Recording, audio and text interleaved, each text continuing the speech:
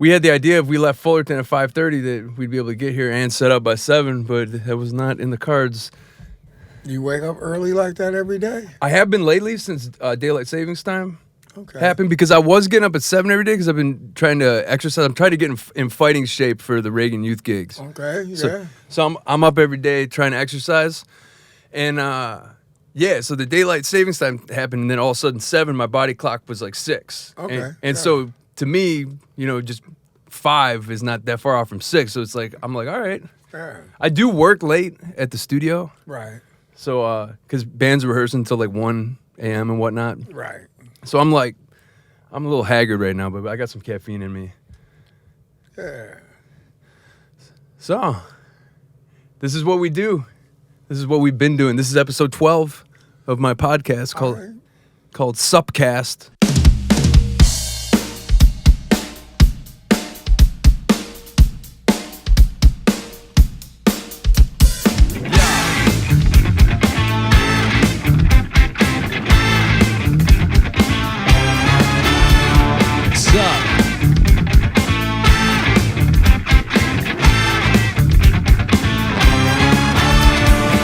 Here with Norwood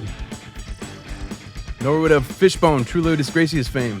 Yes, thank you for having me. Bass dude. In the van. Yeah, it's fitting. We spend a lot of time in vehicles, right? Yeah, hell yeah.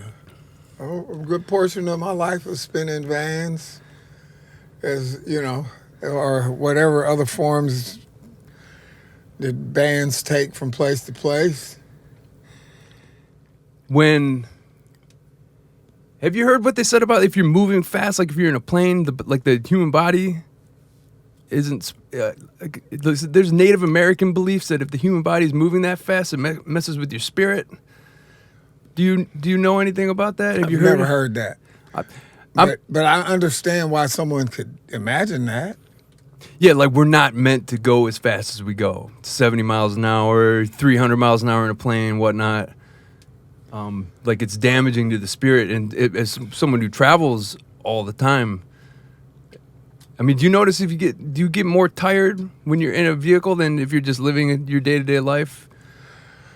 You know what? I think if you believe it, then you'll manifest it. And honestly, I've traveled my entire adult life like a madman all over the planet. And I would say that as much as I respect and look to the indigenous cultures for wisdom, I would say I might not buy into that one. Yeah, I have no idea where to cite the source. I just hear things. I hear things and I regurgitate them, but I don't know. I don't have many firm beliefs. I don't know what I consider to be fact. Other than I like food and I like to sleep and yeah, like it can. Well, you know what? That leaves you in the space of being open to learn. As long as you're listening, and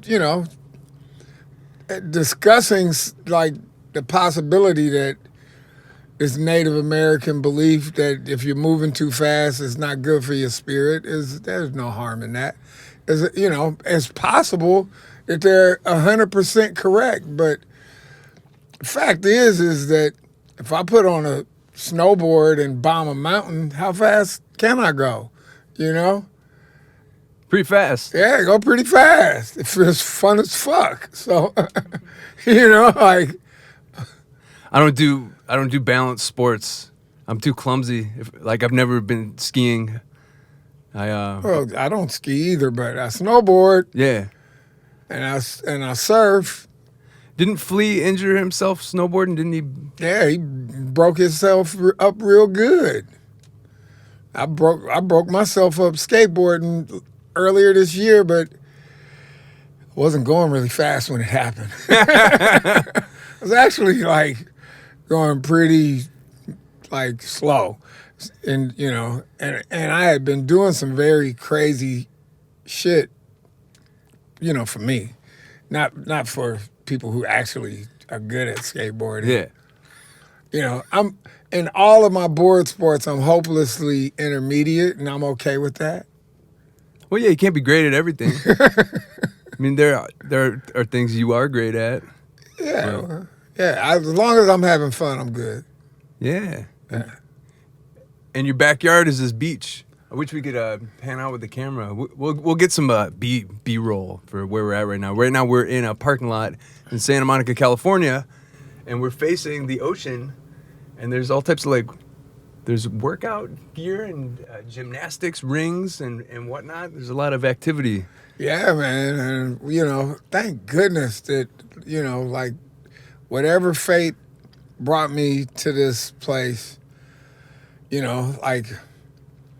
all of it is it's my front yard, it's my playground. I raised my kids on the pier. They got to have those rides and the carousel and the playground equipment, and then finally at some point it became the inspiration for me to work out after I stopped drinking. And what year was that? Well, I actually finally stopped drinking in 2006. Okay. But in 1997, that was the first time I stopped doing everything. And actually I was Flea invited me to go work out. I had two bass players. Derek Brakefield, who had played bass in the Untouchables, and Flea. Derek Brakefield ran. He's a runner. And I was smoking cigarettes, and I was a chain smoker within 2 weeks of when I started smoking. And so I was chain smoking, and I was drinking and smoking weed and doing hallucinogenics was my thing, right? Those were my party favors. And Derek would ask me to go run with him. And so I would, and I'd run, he'd kick my ass, and I'd exhale a whole bunch of long butter. Yeah. And and then at some point Flea was like, come join the Stud Club, which was a group of guys that would go work out at his house in Los Feliz. And we'd start there, and eventually we'd go run. But I think it was I know D.H. Pelegro. It seems like Pete Weiss was there, but it's hard to remember Pete Weiss working out at all. But it was a few guys that was in the Stud Club, and we go work out. And it was one day, I walked out of my apartment, and I was like, wait a minute, I'm going clear across town to work out, in heavy traffic, and I'm late almost every time. Yeah. And my front yard is the original Muscle Beach. Yeah. And slowly stopped going to the Stud Club gatherings and just started coming right out in front of my apartment. And shortly after that, I had an incredible experience on mushrooms that led me to stop doing everything eventually. And I stopped drinking for 3 years. Then I stopped and start and stopped and start and stopped and start. Seemed like it was a year at a time. And after that 3 years, and in 2006, I just had a profound experience. And it was actually a profound experience in personal stupidity. And sometimes that's what does it. Yeah. And I looked at myself and I was like, if drinking equals this, I can let it go. And I let it go in 2006, early in the year. Yeah, because I was about to say, usually it takes like a rock bottom moment to really knock someone out of that lifestyle, or multiple. I had multiple rock bottom moments, Yeah. so I was about to be like, what was with the mushroom experience? Did that make you realize that you had hit your rock bottom, or did the rock bottom happen while you were on the psilocybin? There was no rock bottom to the psilocybin experience. Okay. It was because the first thing that happened is I quit smoking cigarettes in 1997, and it was Andre Fox, who played with George Clinton at the time. He was originally, I believe, a Brides of Funkenstein, and he wore the wedding dress in George Clinton for years. Some of y'all you could probably find him on YouTube with George in the certain years, right? And so I had talked to Andre about my love for psilocybin, and he loves psilocybin, and so we played Rochester, and he came with this gigantic bag of mushrooms, and I had actually never seen a bag that big and full with that much mushrooms in it. A lot of volume. Yeah, and it seemed like it was a turkey basting bag, but it probably was smaller, probably just, big, gigantic Ziploc bag. And we sat on the back of the tour bus and we ate, and he had a few, but I basically ate every mushroom in the bag like it was popcorn, but one at a time.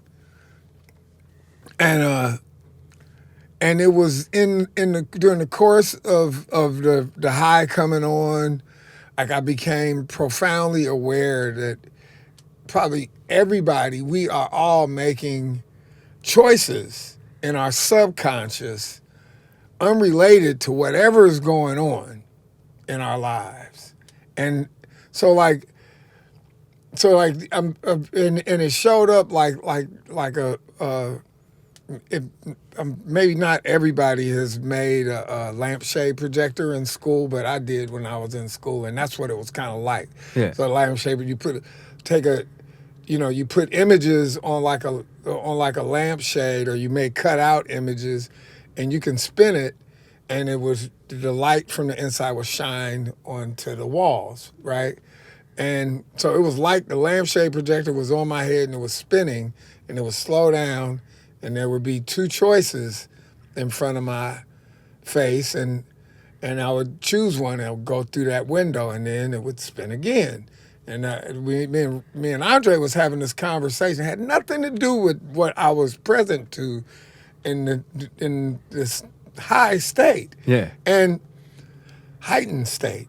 And at some point, cigarette smoking, like a yay or nay.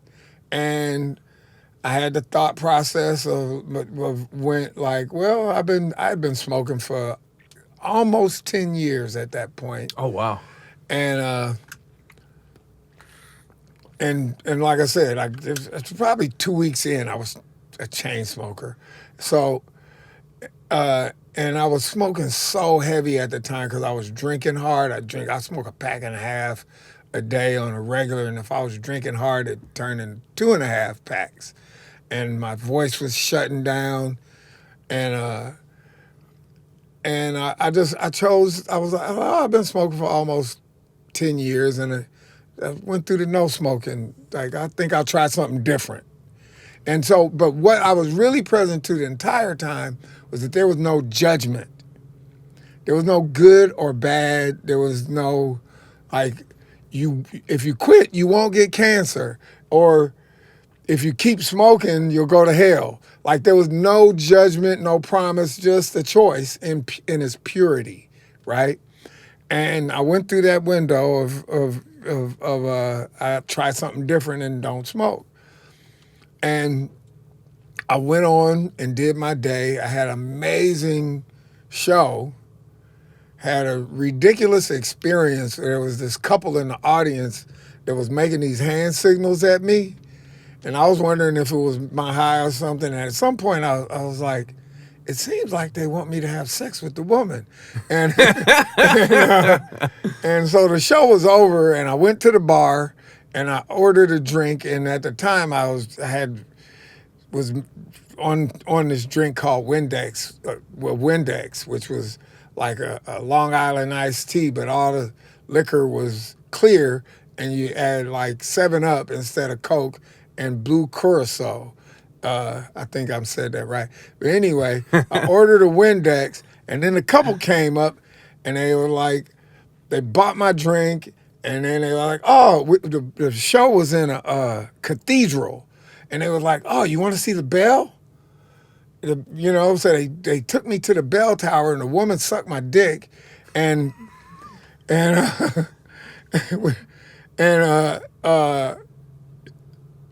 when she was done, we went back down, and she walked me to the bus, and she asked me for my pants, and which I didn't give to her. She called me an asshole, walked off, and then I went on to the tour bus, went to the back of the bus, smoked a bunch of weed with the fellas, watched crazy movies, passed out in the back, and I woke up the next morning, and there's like pretty much a full pack of Marlboro Reds, which, like, at the time, like my brand was Camel Filters, but I had these Marlboro Reds, and what I was doing was I would when I was drinking heavily, I'd tear the filter off. Oh yeah. And so I'd be like smoking a bullet, or I'd buy Pall Mall sometimes, filterless, or bullet, like Camel non-filtered. But anyway, pack was almost full, and maybe one cigarette from the morning before Andre showed up. And I packed it, and I popped out a cigarette, put it in my mouth, and his voice in my head said, you don't have to do that. And I put the cigarette back in the pack, and that was my last cigarette. Yeah, and the profound effects of getting that deep into your brain with something that grows in nature. Yeah. So, would you say that you have addictive tendencies? Because it seems like it translates over into the way you exercise, and I'm excessive. Yeah. People who do programs say that because I didn't do a program that maybe I'm not an addict, and I don't know if that's the case or not. Yeah. I was excessive, I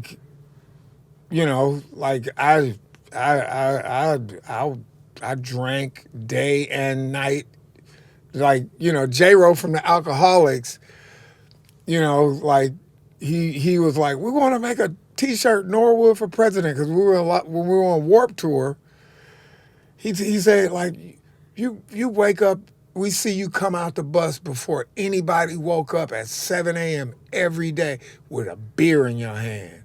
And you drank every day.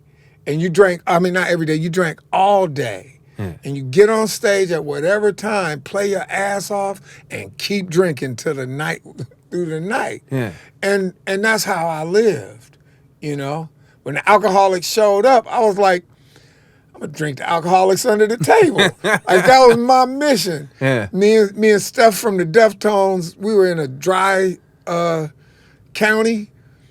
It was Kansas City, whatever side is dry or was dry at the time. I don't know if it remains. And we crossed the state line so I could buy the biggest jug of Jack Daniels I could find and the biggest jug of Cuervo Gold, because that's what I was drinking at the time. Yeah. And we took some LSD, and before Steph had these two girls with him. We went back to the hotel. It was the day off. Went back to the hotel. Steph and the two girls went to his hotel room, and I went and kicked in the Alcoholics door, and they were all in one room. And I walked across the room. I probably kicked the exhibit, stepped on their manager's face. Get the fuck up. You drink with Norwood. And I drank with them until they were like, Norwood, you got to go. We got to get some sleep. Yeah. They had just flown in. Maybe if they had been awake, I wouldn't have the story of I drank them until they couldn't drink anymore. I don't know. But bottom line, But that's how I was living. that's how you're rolling back then. Yeah. So I was excessive. So it seems like I was an addict. But bottom line is, whatever it is, I'm not testing it. You know what I mean? Like, I've reached a point in my life where I got good stories, but I don't want to relive that shit. And I actually, my thought process is, I love my brain chemistry right now. Yeah. I wouldn't want to fuck with it. Not with weed, not with shit. Like, I'm okay. I love me now. Yeah. No excuses, you know. And that awareness it's a big thing. Well, everyone's trying to get me to go back on antidepressants. And similarly, I look at how my brain was functioning back then. It was bad. I was numb. I was numb to the feelings of the people around me. There was shit coming out of my mouth that it just would come out and I wouldn't think about it. Right. It was wild. There was times when I was going through this breakup and some of the shit that came out of my mouth, I was like, I like the dudes in my band took me aside. They're like, they're like, we can't believe what you're saying. Like, you need to chill the fuck out. Yeah. But I was on this numbness. I didn't cry at my grandmother's funeral because I was on these numbing pills. My dick didn't work the way it was supposed to. Right. And so I deal with depression. I get down and my mom's like, you need to go back on those pills. They work for me, yada, yada, yada. And all I know is where I was and how I felt when I was on that shit. And it's like, I'm not going back there. Yeah. Same with the booze. It's just, you lived it. Yeah. You know what? And when it comes to psych meds, it's like, maybe, you know what? Some people may actually need them.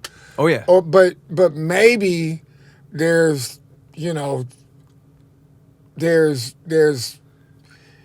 natural remedies out there, and it's just we need more science in the natural remedy realm. So because the pharmaceuticals are harsh, they have incredible side effects, and they like I remember like in the Bush administration when the regulations started going away, and they started having these commercials with all the side effects for shit. And I was just like, at first, I was like, holy shit, can't believe that they're saying that. Like, they used to make people do clinical trials until they figured out that it was safe or not. Even if it was bullshit, they could say it's kind of safe, And they were just like, these are the side effects. And, when it finally got to the one that said, you might die if you take this, it's like, the fuck would make me want to go take that shit? Bleeding from the ears, ulcers, and even they always say death lads. They say and even death. It's like, yeah. Well, and I feel like they're greenlighting a lot of these medicines without proper research and long-term research. No one knows the long-term effects of some of these benzos and some of the, you know what I'm saying? They're just finding out that this stuff is really bad for you and it's super addictive. And I remember when I was coming off antidepressants, I had crazy withdrawal symptoms, like fits of crying and like violent outbursts, like I throw shit and break shit. Fuck, because think about it, you're numb. I was numb for 6 years, and then all of a sudden I started feeling shit again. My emotions came back. I started feeling everything, and it was just imagine like opening the floodgates to emotion that had been suppressed chemically for that long. It was. Dude, I broke a garage door. I broke my mom's garage door. I slammed it. Oh shit! I slammed it. And it came off the tracks, and it was a metal garage door. It like crumbled. Right. Like I hulked that shit because that's how out of control I was coming off that shit. I literally had to take these baby steps, and it took months and years. I still deal with it. Yeah. And mom's like, you should go back on that. It's like, She missed the memo. Yeah, she made me pay for the garage door, and she's telling me I need to go back on that shit. So, well, I tell you what, it's hopefully we're in a space where, because there's enough awareness of the relationship between the pharmaceutical companies and our politicians to where the people should. It seems like the people are doing their best to take a stand, by and large. Like I think we still need more people in the streets, active, demanding a lot, but the awareness of the relationship between the pharmaceutical companies and our politicians, how it got this way, that is apparent and out there, and More than ever. yeah, Yeah. and if everybody should be related to this part of this conversation, like know someone who is addicted or has overdosed from pharmaceuticals. Mm-hmm. And to that, I'm like, and if you missed the memo, go check with George Clinton and the Parliament album, Medicaid Fraud Dog. He's like the only person that made an album about this subject. So it's worth a listen. Yeah. If exploring, because I just is my favorite artist on the planet. What right? year did that come out? It came was out recently. Recent. Yeah. This is his most recent release. So yeah, but bottom line is that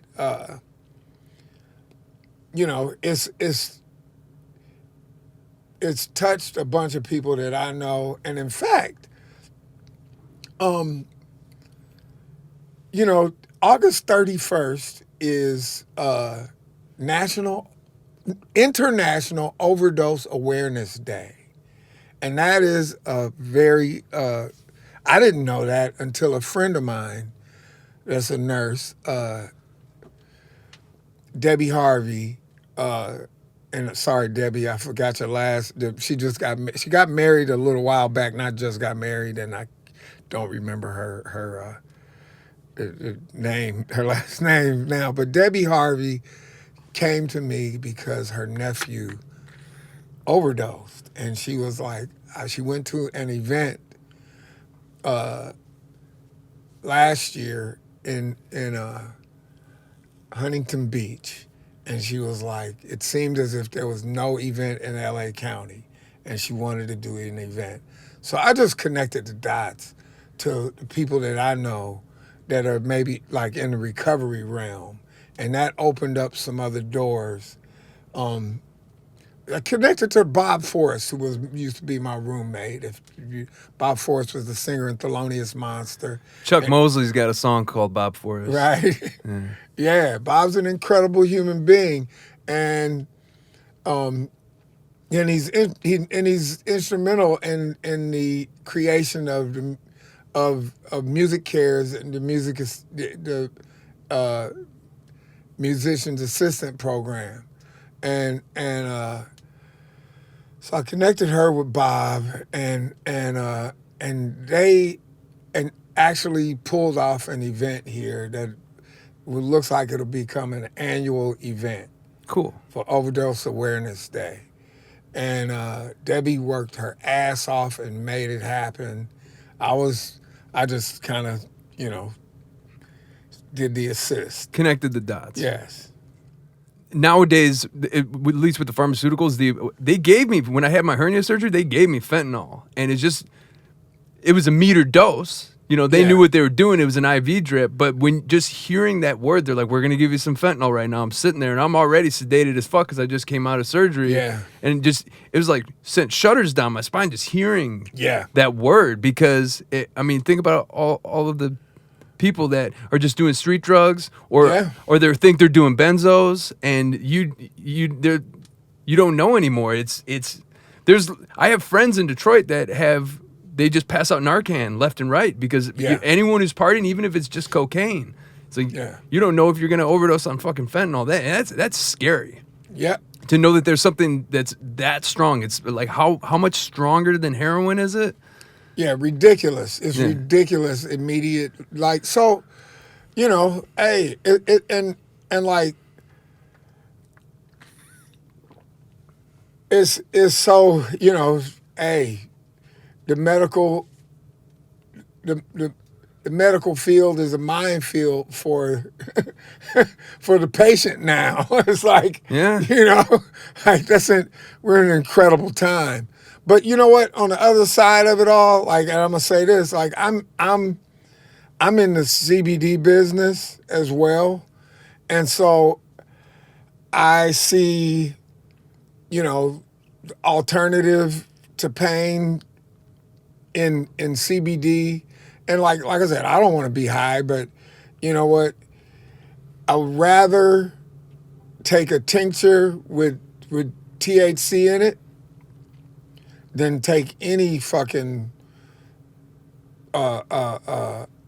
pharmaceutical for pain. If I can avoid that, like I broke my wrist in February of this year, and I was just fortunate that it was a clean break. I didn't need surgery. Yeah, you were playing bass like how shortly after you broke it? I was on a cruise, on the 311 cruise, playing bass with Fishbone 2 weeks later, and that was just.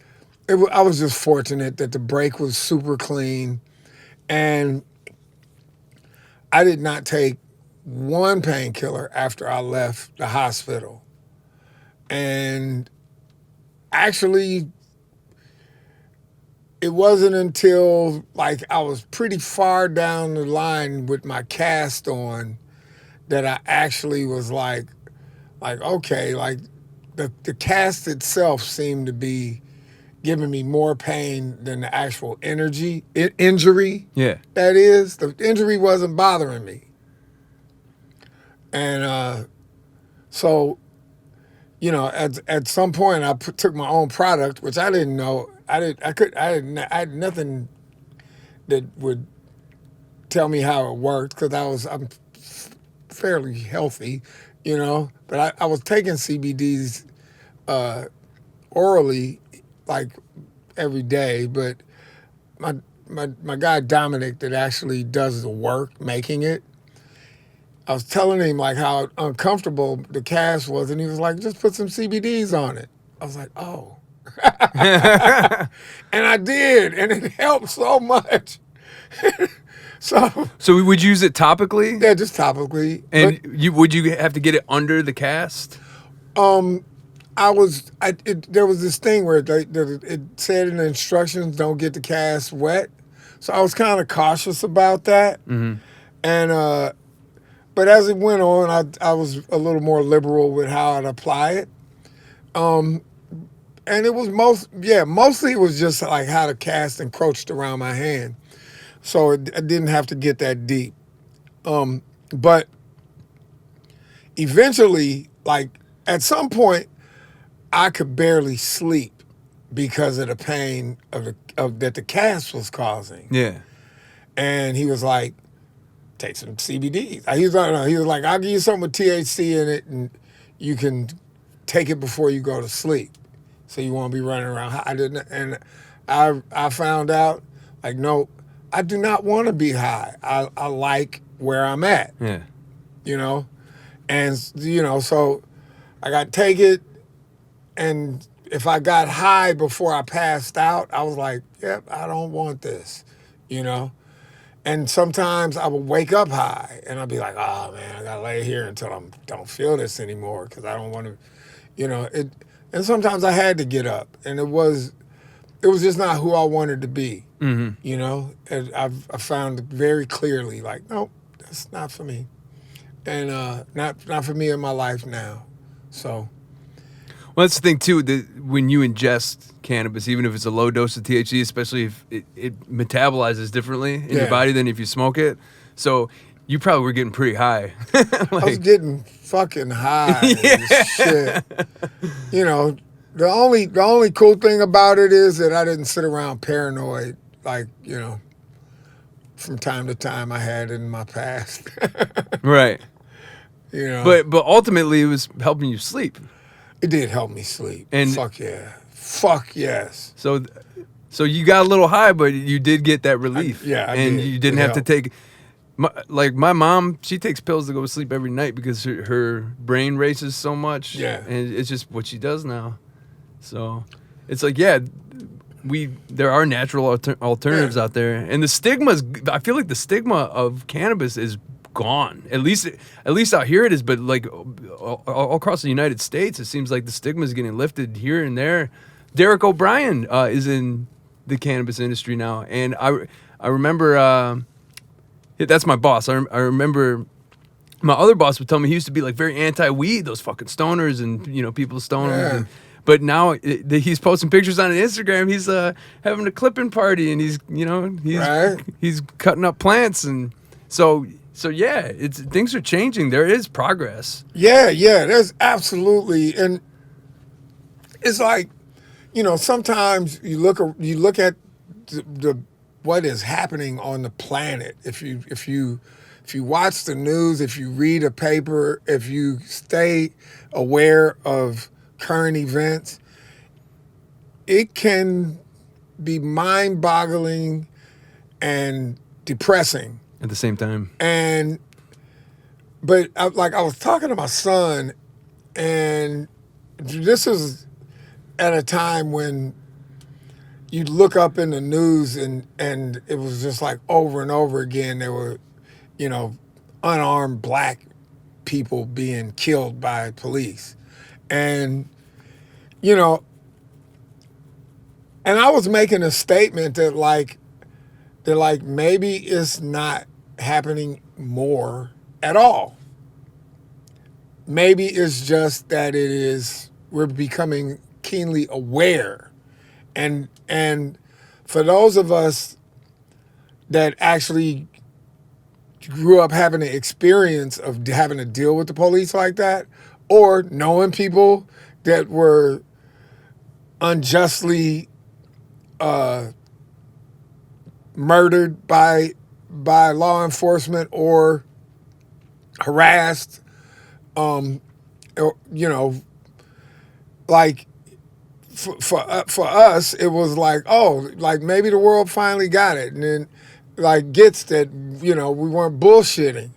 But anyway, my thought was, yeah, maybe it's not more. And my son was actually like, who's brilliant, and he knew the statistics, like. oh wow, And he was like, actually, you're right. It is not happening more. In fact, it's happening less. The peak of police brutality was in the 70s and 80s. Police brutality was rampant. They were going unchecked. And there's been a steady decline since then.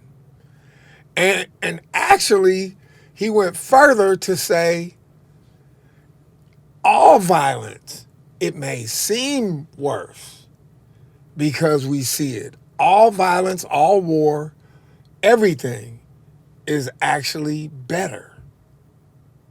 And the trajectory is that it will continue to get better. that's mind blowing. Yeah. It is mind-blowing. So that actually, I have to recall that conversation periodically. So, maybe human being is becoming the aspirational civilized that that we purportedly are, by European standards, right? It was the Europeans that looked at the rest of the planet and said they're not civilized. Like, so, let's hope that we are going that direction by and large. Yeah, because it's all on social media and it's so right in our face. We open our phone and all you see is terrible news all the time. It one would think it's getting worse. It seems like it's getting worse, but I was born in '81. You were what, a teenager in the late '70s, right? in L.A. My teenage years began in the late 70s. Okay. Yes, and yeah. So my high school years were the 80s. So did you notice, did you notice firsthand? You were harassed and Hell yeah. It was incredible. Yeah. The first time I was harassed, me and my homies was walking to the movie theater. We lived in West LA at that time. Anywhere, but it was like anywhere black people lived, they called it South Central LA. Or that was on the news, right? So, it was West Side, majority black neighborhood. We were walking from my neighborhood to Culver City to the theater. It seemed like I was 11. I could have been 12, probably 12. And the police stopped us. Nope, I don't think one person was older than me. We were all either 12 or 11. 10. You're just kids. Yeah. Yeah. And these police stopped us. They fucking were gnarly to us. They frisked me. And this police officer, when he touched my nuts, I jumped. And then he began to mock me and ridicule me, and he started gripping my ass and trying to provoke me into fighting him. So he was like sexually assaulting you, essentially. I never said it like that, but that's exactly what the fuck happened. Jeez. And he was trying to get you to react. He wanted me to react so he could beat the shit out of me. So that was the first time. And when we would walk to the theater after that.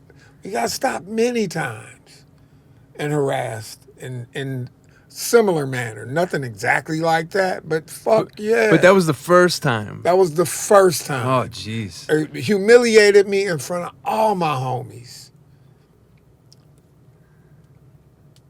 So, yeah. And it happened over and over and over again. One, I'm a musician, and as I got older, it was, pretty, like I walked through any hood in LA, and I pretty much attributed to the fact that it was probably obvious that I was not a gangster. Well, I didn't get fucked with. I never got chased in any hood by a gang. I never got beat by a gang. And I believe it was only because it was obvious. I was like a clown, or you know what I mean? Because I started dressing crazy at 13 or 14, I think. And so, I didn't look like the enemy to anybody. Yeah. Or I would look so crazy that nobody wanted to fuck with a crazy person. That's a thing. Yeah. So,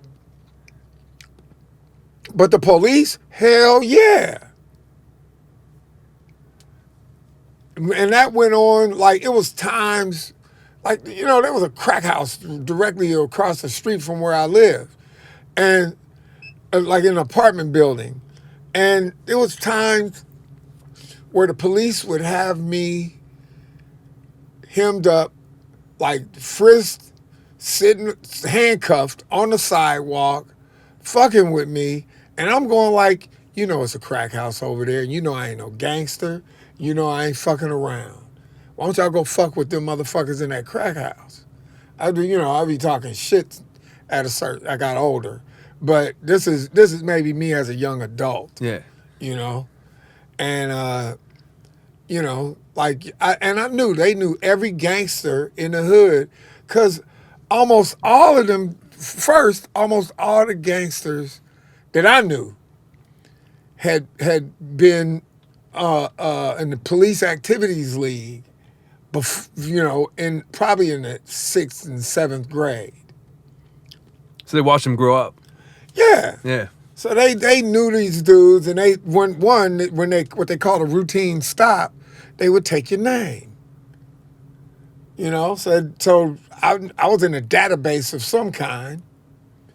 Anyway, that don't mean they recognized me when they saw me, but yeah, fuck yeah, dude.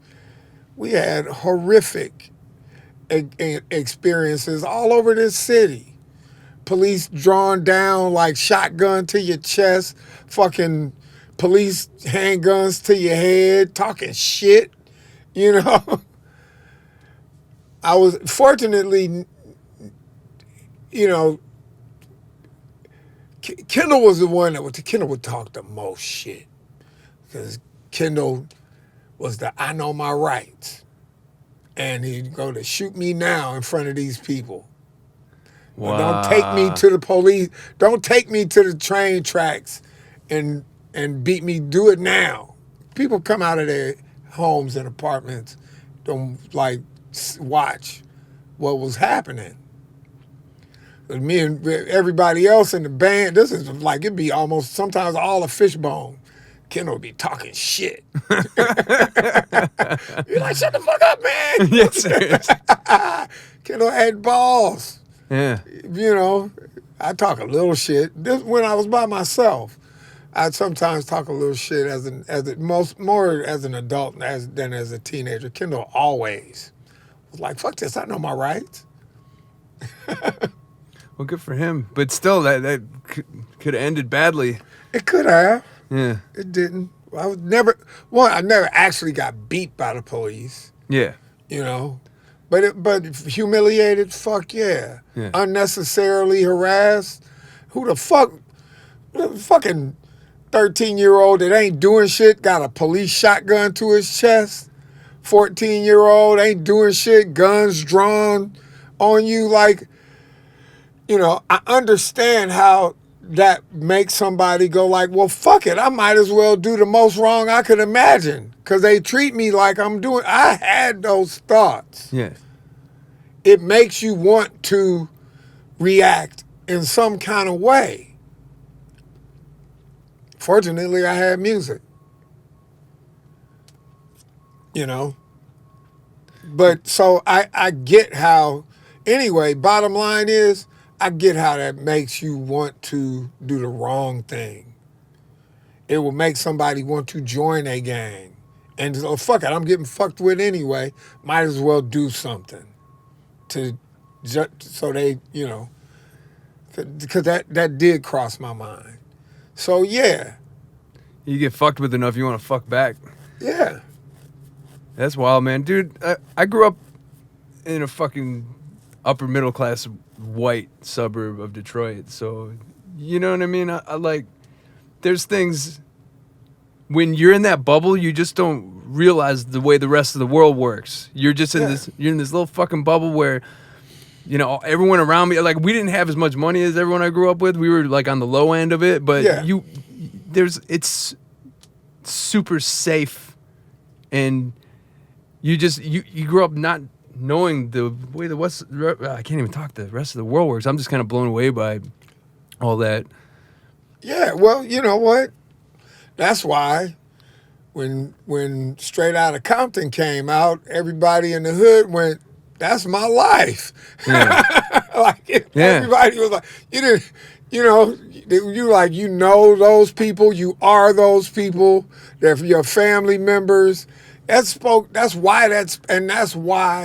what you just said, that's why, you know, that album impacted the suburbs the way that it did. You know what was weird about it is it was packaged and it was marketed towards people like me. Yeah. Snoop Dogg Doggy Style and all that. It was like heavy rotation on MTV. And I remember we would listen to Doggy Style and just not know anything about what he was fucking talking about, but we just knew it was naughty. You know, Right. You know, and he said fuck a lot, and he was talking about fucking and smoking lots of weed, but what the fuck did we know about any of that shit? We just knew that it was fucking naughty, Right. and it was funky. It had all the George samples and stuff, but But man, did I grow up in a fucking bubble? Did I have no idea how the world worked? But that is the way our culture is set up. The Yeah. mother culture has groomed us all. You know, like by and large. So it's no one's fault until you awaken to it and do nothing. Yeah. Right? Like, or you hide from it. You know what I mean? Like, so, you know, like people are born, you're born into whatever you're born into. You know, is if you're born in the suburbs, you can't help that. And if you know, if you're born in the gang culture, you didn't choose that. Mm-hmm. You know, and how your life unfolds until you get to a certain point. There's a point where you reach an age where you're making a choice to, you know, you see the right and wrong at some point. Some people maybe don't. You know, the bubble is insulating. And that's crazy. so, you know, you could be born into anything. Like I live here in sunny Santa Monica, California. There's homeless all over the place.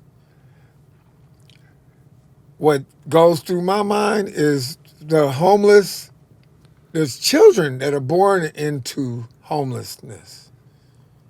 That maybe they were born into a family that had a home that became homeless, and they'll never remember anything else than being homeless. So, you know, like, what becomes of that? And, you know, there is, you know, I am, you know, liberal progressive at heart. So my thought process is we need to figure the fuck something out to help these people, to not just help them, but to one, create a situation where the lowest among us are have the support to pull themselves up. Yeah. You know, like you don't, you know, I don't think doing everything for everybody is the answer, but to support, and if that means creating, that absolutely to me means creating housing and a path to employment, and actually providing mental health services and addiction recovery services. So, and there's more to it. That's just the basics. There's a lot of these politicians are just like, well, pick yourself up by your bootstraps, and you need to work. Some people don't have the option to bootstrap anything. Exactly. You know? Exactly. There's, you know, and honestly, because now Fishbone has a rehearsal space downtown. We did in the 90s. So like because in the late 80s, early 90s, we started rehearsing downtown, and there's a song I wrote called "Behind Closed Doors," and it was straight up. We were downtown rehearsal. It was probably the early 90s at this point, and it had to be the early 90s because I lived here in Santa Monica. And I would, you know, basically had one route to and from down the 10 freeway and back. And one day I took another route and I ended up on 7th Street. And I saw the homelessness in a way like I'd never seen Skid Row. Downtown LA. And it was to me, it seemed so dense and intense. Like I kind of teared up, and I was like, it affected me, and I'd imagined what it would be like to be like a 5-year-old that had never seen anything like this. And so the song, I wrote the questions that a 5-year-old might ask his parents. Yeah. You know, like, where do they go when it rains? Where do they go when it snows? Where do they go when the cold winds blow? Where do they go when we're warm behind closed doors? Right? Is the chorus. It took until, you know, the 2000s for that song to make it to a recording. But now we're back downtown. The homeless problem has exploded. It's insane. You say it's worse? It's worse Yeah. by magnitudes of fucking times. Wow. And you know, so I'm looking at this shit, and you know, now they got the train system, so everybody's got to deal with it. And I think that's an incredible thing, because we should not be able to hide from this shit. We need to face it, and those of us with empathy need to band together and figure out solutions. I don't have the answers. I have thoughts. And I may not have the physical time to go down there and do it. Yeah. But there are people who are motivated. I would be happy to connect with them and do whatever I can to assist them. It's kind of like me and the International Overdose Awareness Day. Like, I lend a hand. I'm like, you know. Well, you're only one dude, and Yeah, you're a busy guy. I'm nobody's savior. I'm Right. just, but I like to help. Because we were staying in St. Louis, and a buddy of mine that we were staying with when we were with HR, he was saying that the way the train system is set up is they specifically have the stops in certain points. So, you know, certain socioeconomic types couldn't enter the train and go to, you know what I mean? It's like, Yeah. it's engineered to segregate. And, well, but you're saying in the trains in LA. No, these homeless come right to Santa Monica and Right. kick it, bro. And, Yeah. and you know, like, there was a time when they first happened, like, it turned into Mad Max outside of my building. It was a fucking meth head fucking crew. When was this? There was like 2 years ago. Okay. Maybe 3 years ago. Like, it was just these meth head posse, you know, was wilding out like in the wee hours of the morning. I get up early every day. 5 a.m. is my time. Yeah. So, you know, I wake up. They had been partying all night, raising hell, fighting, fucking, all kinds of shit. And, you know, I got a teenage daughter, so I'm like, yikes. You know, like, I'm scared for my daughter. Like, they don't nobody, these motherfuckers see me. I don't, no pretense that they respect me. You know what I mean? Yeah. Or my daughter, you know. So I'm like, you know, I'm going like, okay, I got to be on guard. But really, we are not insulated from this in Santa Monica, Culver City. Everybody in the city has to deal with this. You know, there's fucking pestilence downtown. There's, you know, fucking disease in the streets. You know, they have fucking, you know, they got hazmat. They fucking clear everybody out, put on hazmat suits, clean the streets now. Motherfucker, give some people some housing. Yeah, You know what I mean? You know, allow them some dignity. Okay, so Finland actually addressed it, right? And it's like, I've been to Finland. I've seen the homeless there. I'm like, this got to be the worst motherfucking place on the planet to be homeless. Oh, wow. You know? But, you know, Because it's cold as shit. yeah, winter's like, and it's just dark and cold for months on end, right? It's like, fuck. But, you know, I would imagine that the homelessness in Finland is probably a large part of just alcoholism out of control. There may be, and other addictions, there may be other reasons, but I imagine that would have most of to do with it. Yeah. You know, but they figured it out. They were like, the politician, and I believe what I read was, I couldn't tell you his name, but he came into power, and he was conservative actually, and he looked at the situation and he was like, we're gonna fucking provide homes for people with housing, and have no judgment on it, and so that takes away the stigma of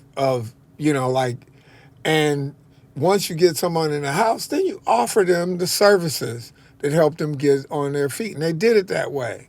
The addiction and psychological, psychiatric help, whatever was necessary, and they began to figure out how to employ people. If it's cleaning up the streets, cleaning up parks. I don't know all of the ways that they employ people, but they got them employment, and stuck with them, and it's actually, and it's not forced. You have to choose, Yeah. choose to come off the streets, and from everything that I read about the program in Finland, it works. It seems like they have a template that works and that anybody could follow. Because I did see you posted an article on Facebook that said it costs less money to house the homeless. Yes. Than. Well, I didn't read the article, but can you paraphrase kind of what?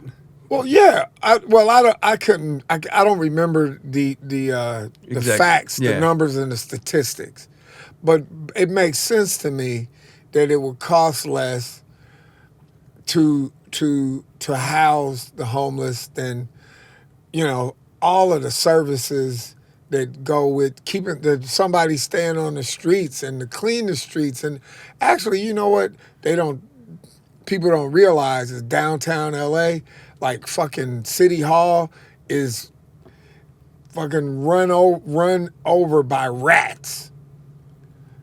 Yeah. I had somebody tell me that rats are crawling over to like fucking court stenographers' fucking feet and shit. No way. Or the secretaries in offices, and girls jumping up on fucking desks. Some out of a movie. Yeah. Like, please. They've allowed the situation to get that bad. So, there's a lot to be said about these things. And didn't they outlaw staying in vehicles too?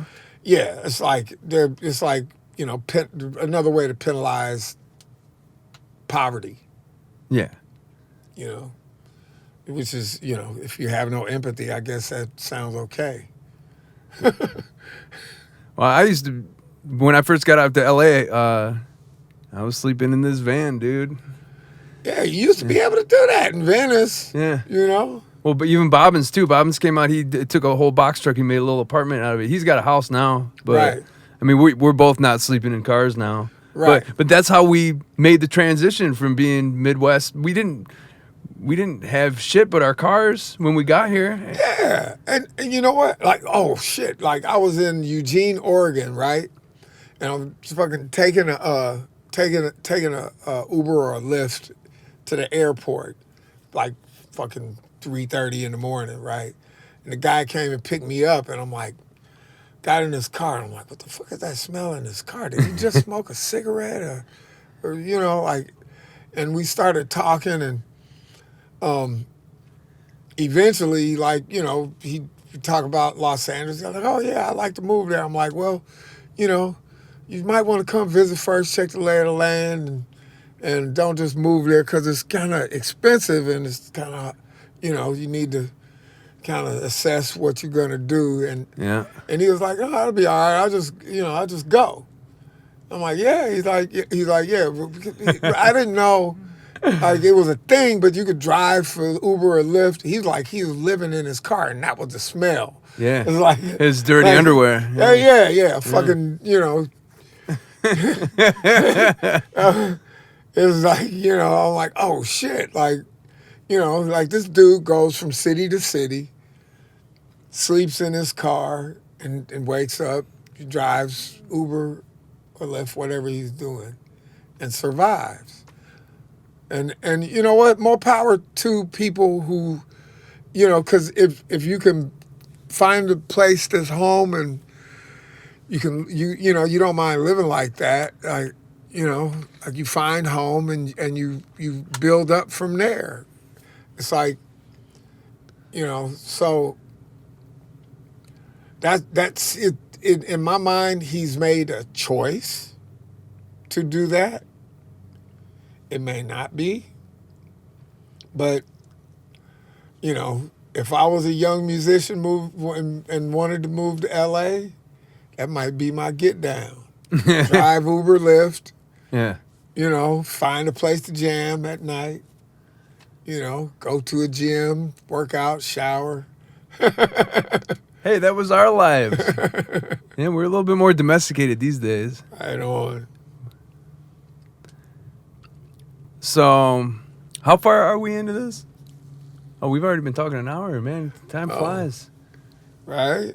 And we didn't talk about music. Not really at all. Yeah. That's good, though, because, I feel like a lot of times I give you a ring, and I'm just like having some sort of band crisis situation, and you have to get me to calm down.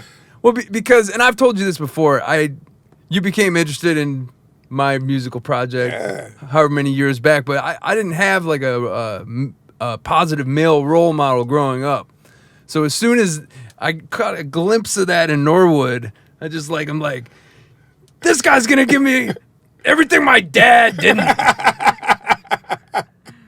Because you actually liked who I was. You didn't try to say, you should do something different. You're like, hey, that thing you do, it's kind of cool. And I appreciate that. But I feel like a lot of times I'm just fucking hounding you and trying to, So this is nice, man. It's nice to be able to just listen and get some insight too, because I found doing this podcast, the thing I'm learning the most is when I'm hearing other people's stories, I'm able to really, it just paints a picture in my head. Like my life is so unique to me. Hearing other people's stories, it really kind of knocks you out of that uniqueness. You're able to see kind of a broader perspective of things. And and I talked to Monkey from the Addicts, and he's from fucking England, Right. And he had stories to tell about, and talking with HR, man. Yeah, he's an incredible, insightful guy. So this is really nice. And I really appreciate you taking the time to. Yeah, man. It's a DIY setup, but you're into punk rock. You're into the DIY thing. Yeah. So no, this is as it should be in my. Like this is this is like. In fact, like you're doing something that I thought about doing and never executed.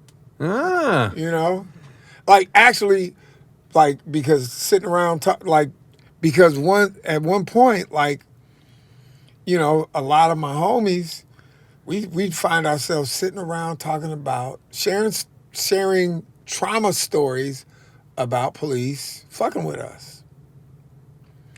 And I was like... That could be a whole podcast right there. I was like, damn, that would be incredible just to set up a mic and just catch this shit. But that was, I had that in my mind since the 90s, and then YouTube showed up. I was like, oh shit, and I still ain't did it, But I was just like, so props to you for actually executing it. I don't know if I ever do it, but... Well, you know what it was? Is I hit a lull in the work that Downtown Brown was getting. Yeah. And also I have a pretty good support system of friends that are like, you do other shit. Do it, because if you put all your eggs in one basket and then the bottom of that fucking basket drops out, what else you got? Like and I was super obsessed with the idea of my band becoming successful that I never tried any other shit. You know? Right, So right. so, you know, enough shit has happened to me since I moved out here where I'm like, all right, I'm gonna just try some different things Yeah. and see if it pops off. And if it doesn't, this is therapy, man. And I said that on like 2 podcasts ago. This is helping my mental well-being. Yeah. And An unintended uptick for the gig that you created for yourself. well, what's cool is I know enough, even just my friends, even just having my friends on, and like having, you know, talking with my girlfriend on a podcast is, we are so connected to our devices these days. It's not, you rarely have an hour-long conversation with fucking anybody about anything. So to be able to just sit here, I haven't looked at my phone, it's turned off, and I'm listening and I'm present. It's forcing me to do that on like a weekly basis, and Yeah. it's fucking dope. I'm enjoying it, and yeah, we got decent mics and we got cool fucking Yeah. people to talk to. I mean, and we're in Southern California. There's a lot of we could, you know, I'm down just to talk to whoever.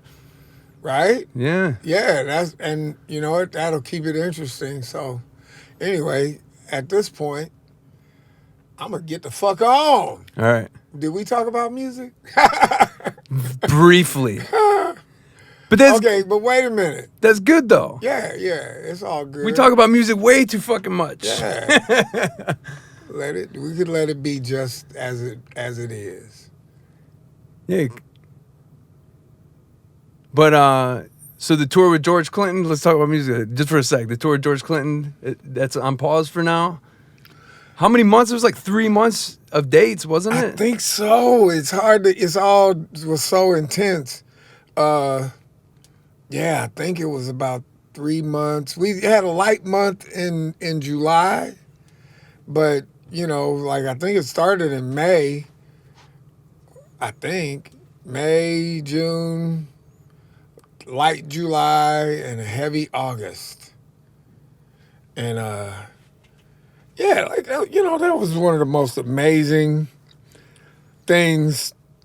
And I'm just, you know, I'm like, okay, so just to get just to get clear, like, so my relationship with that music is amongst my earliest, like, profound moments in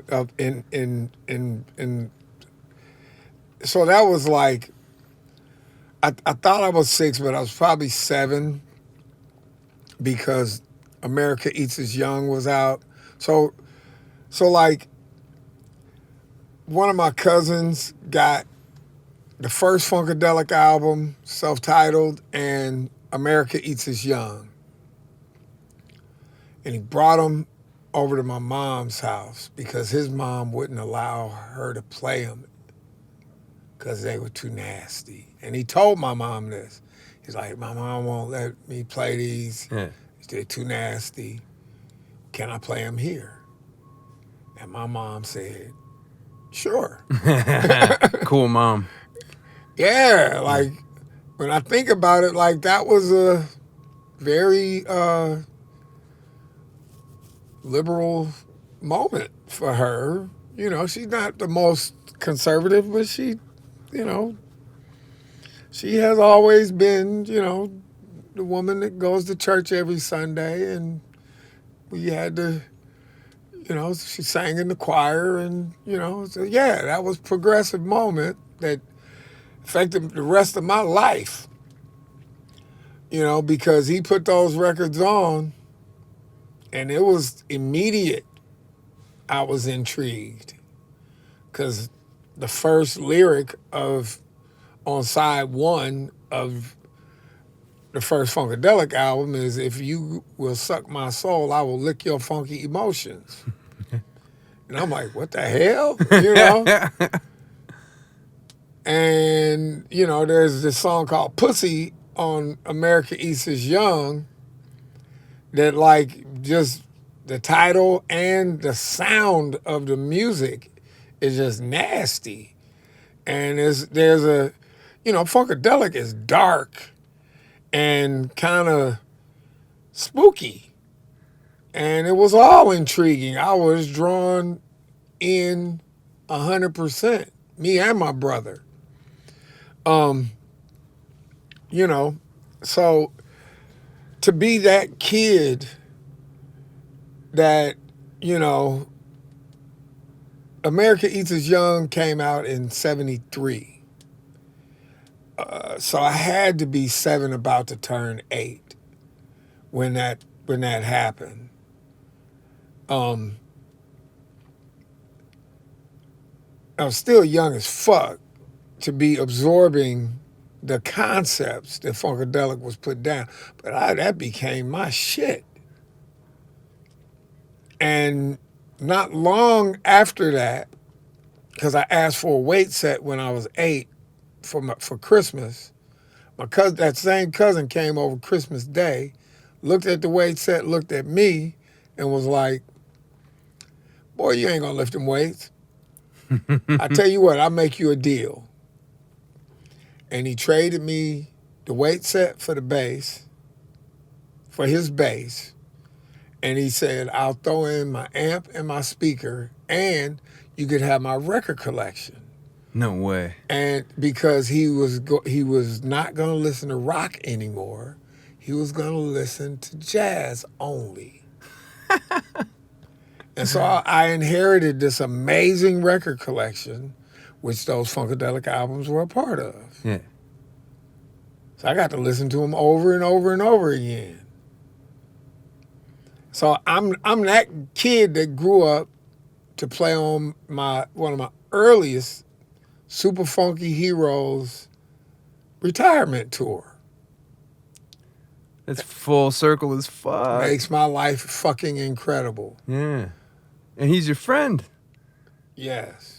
So when you were... It's hard for me to come out of the fan zone sometimes. Yeah. Well, I feel... Dude, when I first met you, I was afraid to talk to you. Right. Well, there was one time I met you, I was like super blacked out, so I was just talking your ear off. But the next time was in 2010. I remember it was English Beat, House of Blues, Chicago.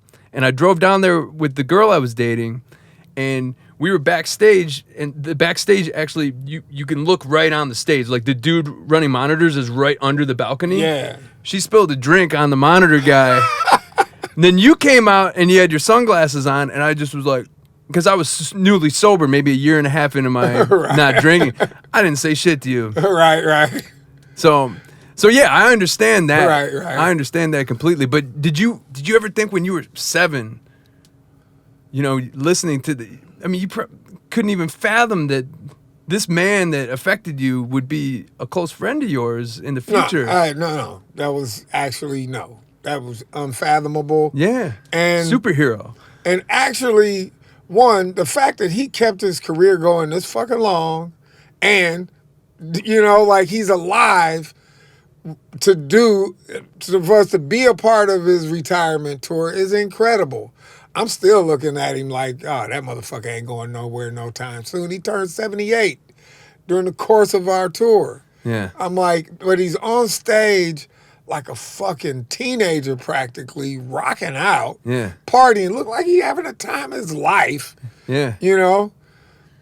And I'm like, okay, this Energizer Bunny Rabbit motherfucker is inspirational to the end. Yeah. That's fucking great, man. So yeah, it's amazing. It's amazing. So yeah. It's completely like, you know, maybe as we got older and there's a Fishbone and we're touring, wishing that we could have that slot, you know, and you know, as we, you know, we get a record deal and, you know, yeah, we wished. Did we think it would happen? I don't know. So yeah, it's amazing. Yeah, full circle, man. And the fact that Fishbone has been going as long as it has been for you to be a part of it, you know, with the same band that you started with your friends in fucking, middle school? Yeah. Yeah. Yes. For those guys, my brother and the rest of the original guys, because what we did was we experienced music together. The actual common bond for all of us was Parliament Funkadelic and Bootsy. Like, so I didn't own all of those albums. And Kendall owned some and Chris owned some. Walt maybe owned all of them. I can't remember. Walt was had a deep collection. But but we would, we'd borrow each other's records. Yeah. So I got to experience the fullness of the collection because of those guys. So this is just a really special Yeah. thing to be involved in. Yeah, exactly. I'm like, okay, that was my life. It was amazing. And, I got a lot more life to live. George said, let's do some more. I'm like, you know what? If you want to do more, just let us know. Yeah. We hopping on the mothership again if you say so. And you know what? Whatever happens, if he chooses to do something else, that's cool too. Like he's got to do whatever makes sense for him. We did it. And if we do more, then, fuck yeah. I think I'm going to go to Tallahassee and visit him sometime soon if I could get my frequent flyer miles together. Anyway.